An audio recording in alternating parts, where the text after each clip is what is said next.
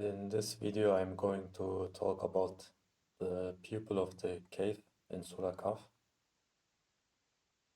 and my understanding of it, like why,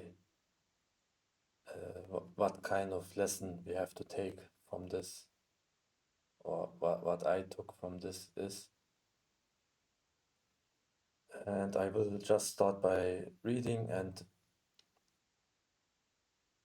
explaining step by step what it means to me.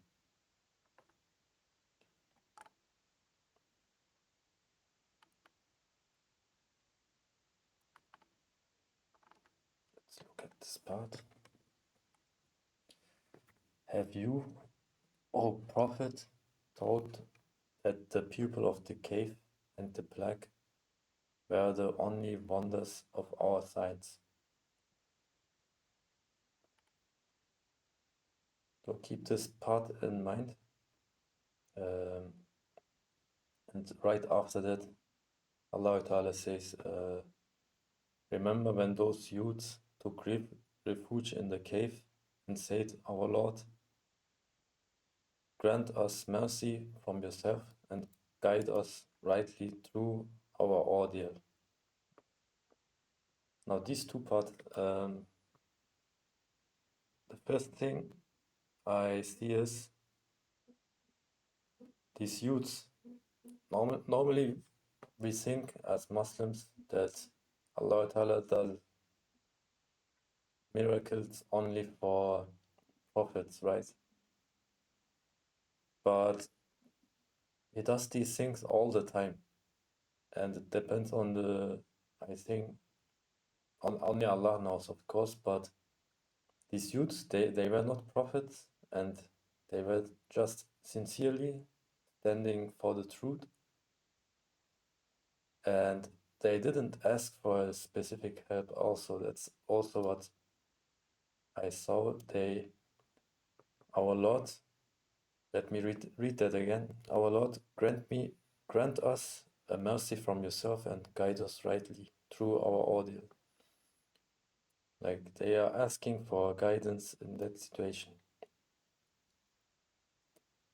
They don't grant us a mercy from yourself. So they don't ask for a specific thing. They would think that would help them in that situation. They leave it to Allah Ta'ala. They just say, grant us a mercy from yourself.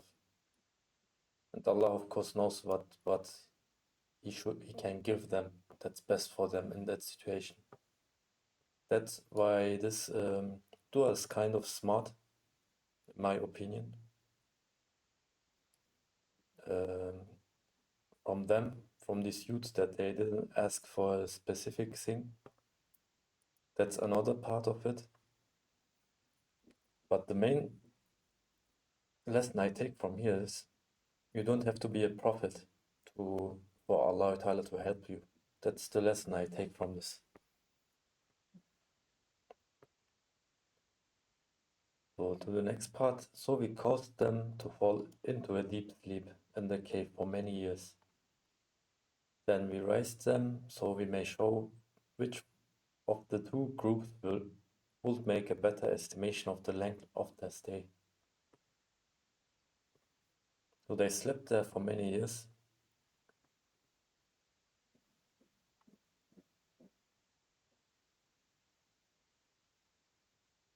We relate to you, O Prophet, their story in truth.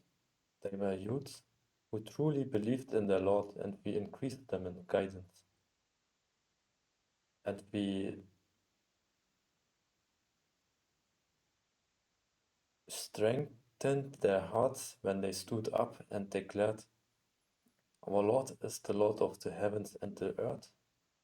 We will never call upon any God besides him, or we will truly be uttering an outrageous lie.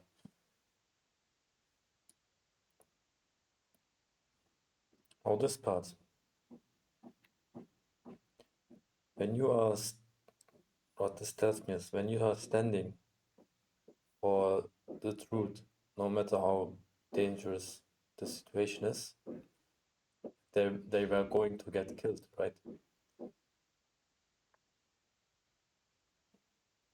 And what they did is first they told who Allah Ta'ala is. They praised him in a way,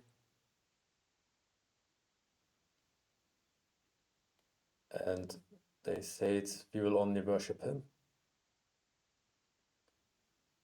No, I don't know exactly what kind of religion was at these times in the Roman Empire.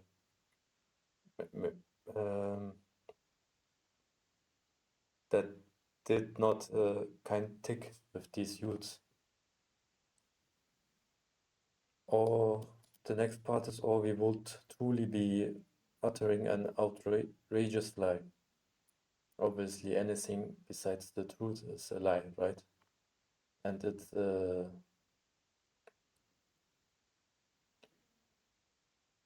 and lies are doomed.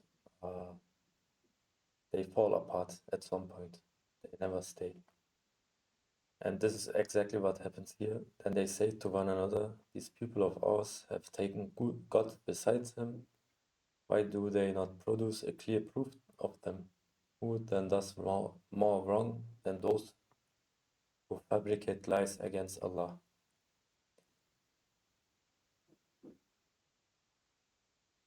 Since you have distanced yourself from them and what they worship besides Allah, take refuge in the cave. Your Lord will extend His mercy to you and accommodate you in your ordeal.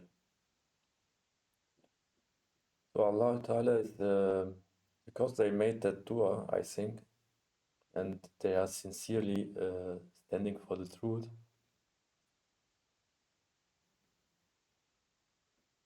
Allah Ta'ala is taking part in their story, in this part where they are almost getting killed.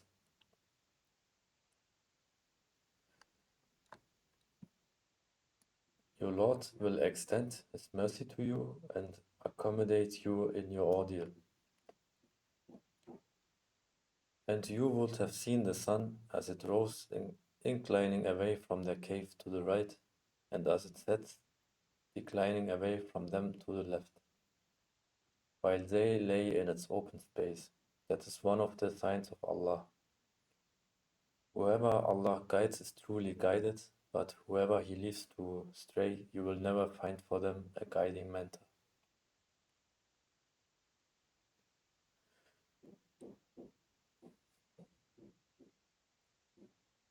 This part is, I don't know exactly what lesson I could get from this part. The sun that rose inclining away from the cave. It's describing how Allah Ta'ala, like the simplest way I would understand is just that the cave was hidden, and the sun even didn't shine on it, so they will stay hidden for a very long time. And you would have thought they were awake.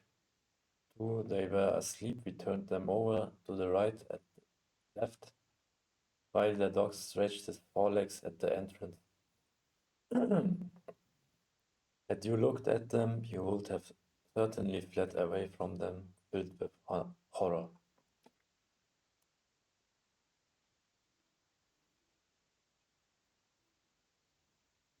Turned them over.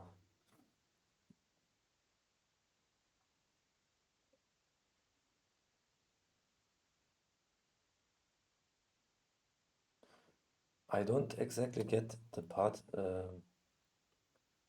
Why would anyone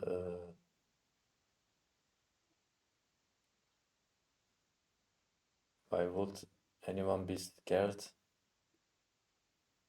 from a few guys lying on the ground and the dog lying stretching his forelegs and the dog lying there. Maybe they will get scared because of the dog. That's the part. While the dog stretches his forelegs at the entrance. Or maybe this part, that someone would see the paws of the dog and would get scared, and yeah, that must be it.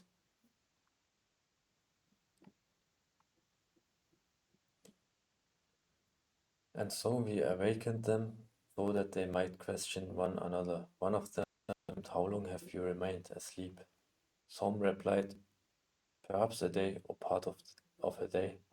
They said one another, the Lord knows best how long you have remained, so send one of you with these silver coins of yours to the city and let him find which food is the purest and bring you provisions from it. Let him be exceptionally cautious and do not let him give you away.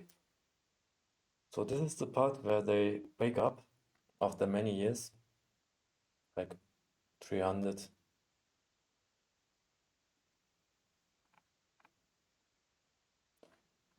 Let's look what this says here. Around 300 years. And now we get what I said before about lies are, the truth prevails and lies are doomed to fall apart. And this kind of shows it. After they were asleep for a very long time, they woke up. The very people that tried to kill them, or the empire that was against this belief, that tried to kill them, are now living the same belief that the youths were standing for.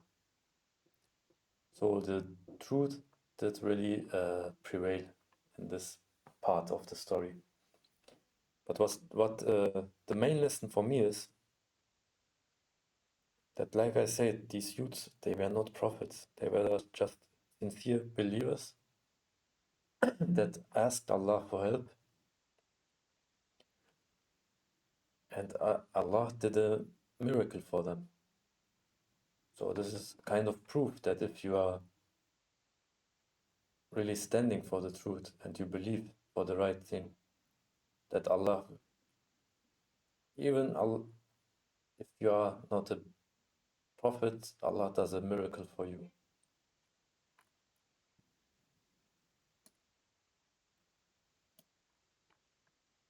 This is the main lesson I get from this story, for me, my understanding.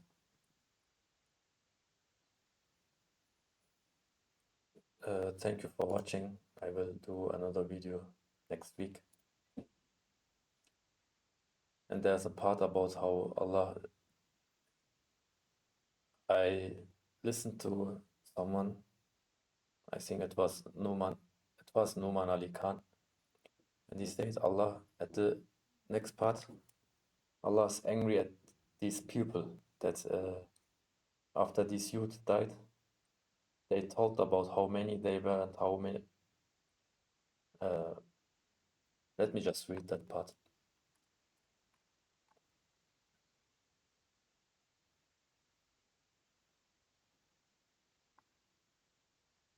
First of all, after they died, they straight went to building a place of worship over their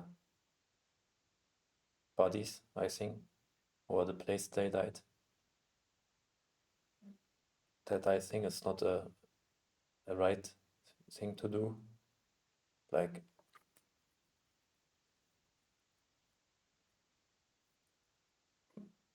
I don't know, why does it have to be over their bodies? Like, so some will say, this is the part, some will say they were 3, the dog was the 4th, while others will say they were 5, the dog was the 6th, guessing blindly, and others will say Um, now that speaker, Numan Ali Khan said, in this part, when Allah Ta'ala says, they will say, they will say, they said, it's Ta'ala, I don't know, being kind of angry at them. Like, imagine Allah Ta'ala doing such a miracle for these youths because they stand it for the youth. And then after some time, some people come there, instead of looking at the main lesson here, they're talking about how many they were. Like, as if that is relevant here. Like, they were three, the dog was the fourth. That's not the part where they should be focused at.